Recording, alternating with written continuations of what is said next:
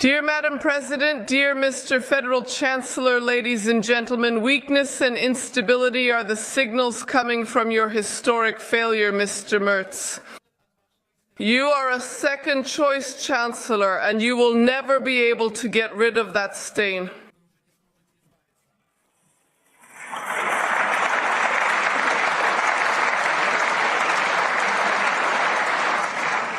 You are weak, above all, for one simple reason. You are the Chancellor of the so-called left forces. Your path to the Chancellorship was paved with numerous, repeatedly broken campaign promises and constant capitulation to the left and the Greens.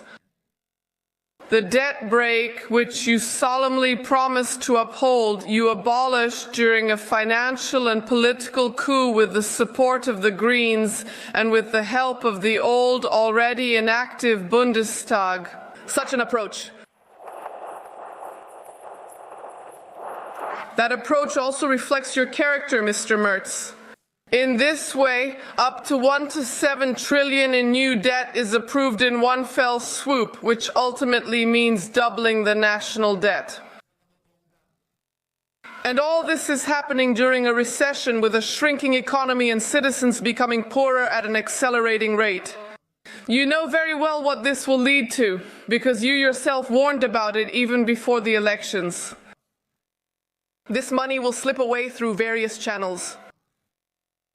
The necessary consolidation of public finances is once again being postponed, and as a result, the burden on taxpayers and consumers will sharply increase.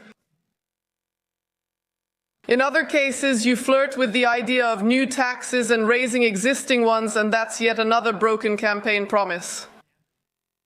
Almost 47 billion euros of taxpayers' money has been consumed by the civil benefit. Call it basic social support, but it has long since turned into an allowance for migrants. Just in 2024, 47 billion. Almost every second recipient is a foreign citizen. Naturalized foreigners are no longer included in the statistics. About 4 billion euros went to Syrians, which is equivalent to the entire budget of the federal police. Afghans, the nationality with the highest crime rate in violent offenses, received about 1.6 billion euros, which is the same amount allocated for social housing construction. This can't go on any longer, but you are too weak to change the situation. This continues the promised repeal of the heating ban, and the cold expropriation of homeowners through the mandatory installation of heat pumps has already been cancelled again, just like the ban on internal combustion engines. You continue to destroy the German automotive industry and persistently impose the mandatory installation of heat pumps using the Habeck method, just in different ways, making heating with oil and gas. Everything is getting more and more expensive. All of this, of course, is at the expense of the carbon dioxide, 2 emissions tax. And instead of putting an end to this prolonged planned economic dead end of the energy transition, you, on the contrary, are even giving it new additional momentum. Because at the insistence of the Greens, you even included so-called climate neutrality in the country's constitution. By doing so, you have further entrenched this essentially insane course of Germany towards gradual impoverishment and accelerated deindustrialization, and this is dramatic.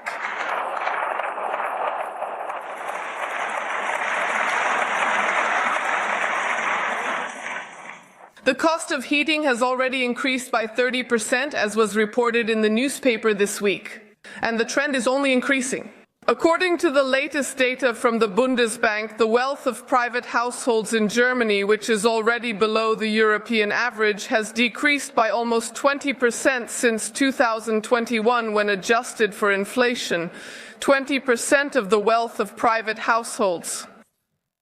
Industrial production is also in decline, while unemployment is rising sharply because production in Germany is decreasing. It's coming to a halt. Why? Energy prices are too high. Without reliable, stable, and affordable energy supply, economic recovery is impossible, and this is only possible with a fundamentally different energy policy. It's time to put an end to the energy transition. We need to accelerate the return to nuclear energy, coal energy, and cheap natural gas from Russia.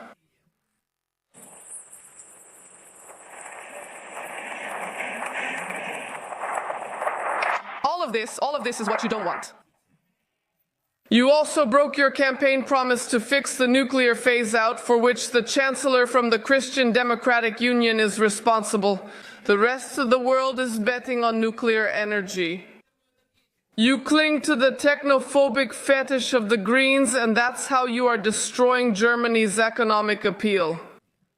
And even when you actually take on something truly right, it ends up being half-hearted and chaotic. Refusing entry to illegal migrants arriving from safe third countries must be mandatory. This is not an optional provision. Border control and refusals of entry must be carried out without gaps and on a permanent basis, and not just as a temporary measure to calm things down. Because illegal immigration to Germany and into the German social welfare systems must be reduced to zero.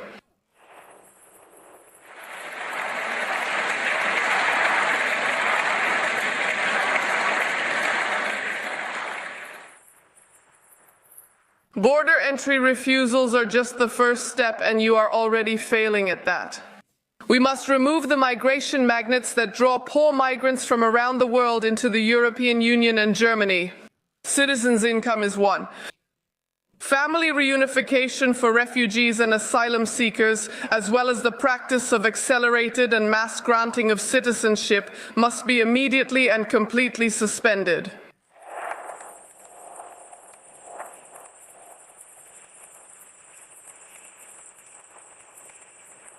Millions of people have illegally entered the country over the past 10 years as a result of the lawless migration policy initiated by Chancellor from the Christian Democratic Union. Hundreds of thousands are subject to immediate deportation. The residence permits of countless others must be reviewed and, if necessary, revoked. We haven't heard anything from you about this. As a result, the crime rate among migrants has skyrocketed. Murders, stabbings, and rapes continue day after day, week after week. And according to your subordinate agency for the protection of the Constitution, mentioning these facts is supposedly unconstitutional. I call it stating the facts, which is absolutely necessary in order to finally correct this imbalance. Citizens await your repatriation and deportation plans. Apparently, they will have to keep waiting because your coalition partner, the Social Democratic Party of Germany, categorically refuses to take part in this. You are stuck in a trap with the asylum system, Mr. Merz, and essentially you built this trap for yourself. Because you submitted to the dogma of the anti-democratic firewall, which is supposed to ensure permanent power for the defeated left here. And the Domestic Intelligence Service, the Federal Office for the Protection of the Constitution, which is failing miserably at its main tasks of countering Islamic terrorism and foreign espionage, arbitrarily and abusively enforces this dogma.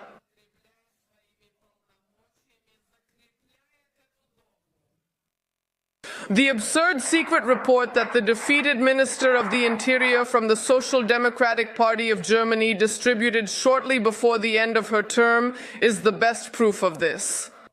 Under pressure from the current legal situation, the Federal Office for the Protection of the Constitution was forced to withdraw its previous classification.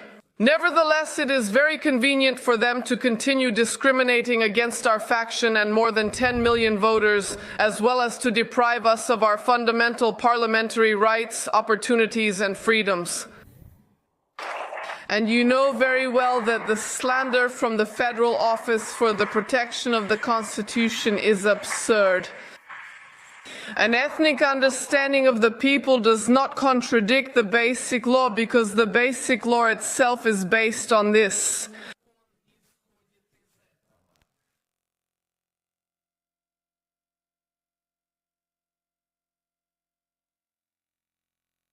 Besides, oh yes, that was a pause for effect. Because all of you really do have experience interacting with real extremists, with those very people who can be called extremists. Because an extremist is an extremist, that's it. Someone who carries out and supports a destructive open borders policy. United States Secretary of State Marco Rubio just had to remind everyone about this. An extremist is someone who, under the pretext of measures against the coronavirus, deliberately spreads panic, arbitrarily restricts citizens' fundamental rights, harasses and ostracizes the unvaccinated through public broadcasting, slanders them, and discriminates against them. Why are you laughing? I can easily imagine that.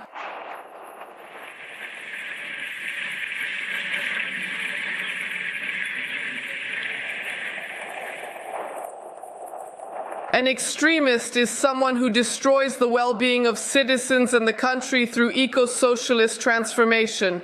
An extremist is someone who manipulates the Constitution without having a majority anymore, to write themselves an unlimited check for debts at the expense of taxpayers and future generations.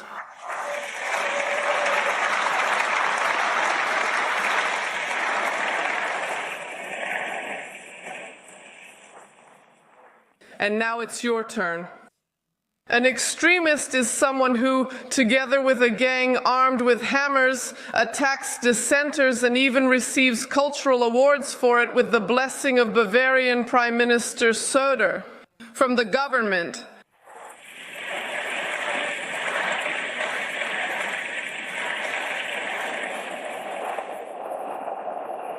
The government often rewards people for breaking not only joints but also human lives. You should be ashamed of this. An extremist is someone like the leftists who wants to overthrow the system and punish the rich but still ends up submitting.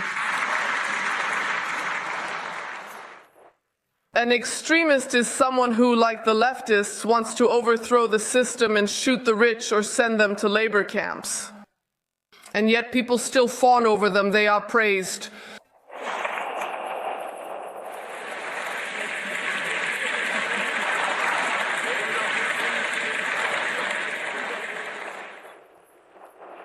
An extremist is someone who wants to destroy our free democratic fundamental system, our pluralism.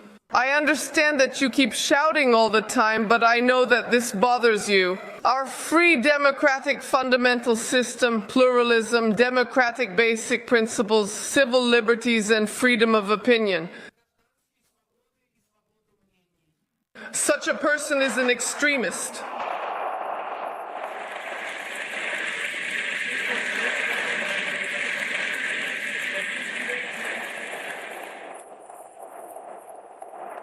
In order to maintain this deceitful leftist double standard, under the false pretense of fighting hate and hostility, you are planning an attack on freedom of speech that even goes beyond the extremes allowed by the traffic light coalition. You want to intimidate citizens and silence them so you can continue along the same old false path for a while longer and bask in the glow of power. The same goal is served by the militant rhetoric you use to create a warlike atmosphere in order to distract attention from the mountain of problems and conflicts within the country.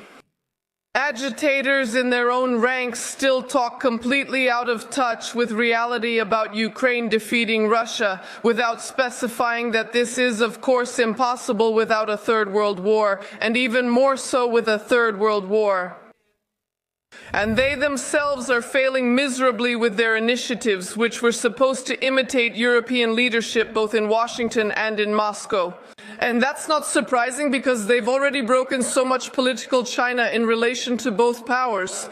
And there's also no real sign of diplomatic common sense returning to the Ministry of Foreign Affairs under their government. And if everything depended solely on them, with all decisions made exclusively by them, then, in their opinion, there shouldn't even be any more public discussion about supplying weapons to Ukraine. This issue probably wouldn't be discussed openly. Does this mean you want to secretly and quietly supply Kiev with Taurus cruise missiles, thereby contributing to the escalation of the war in Ukraine and making Germany a target? Citizens have every right to know exactly what you are planning to do, but unfortunately you have no answers.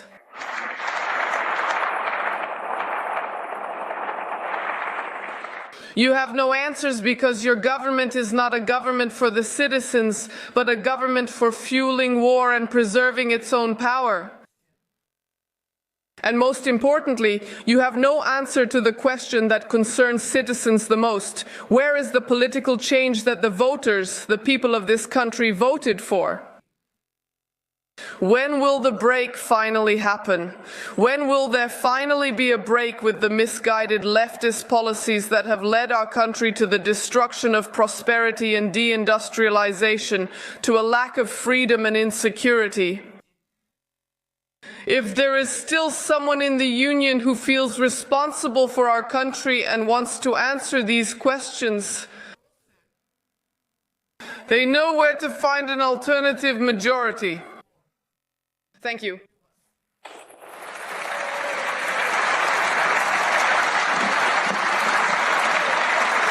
Did you just hear that, didn't you?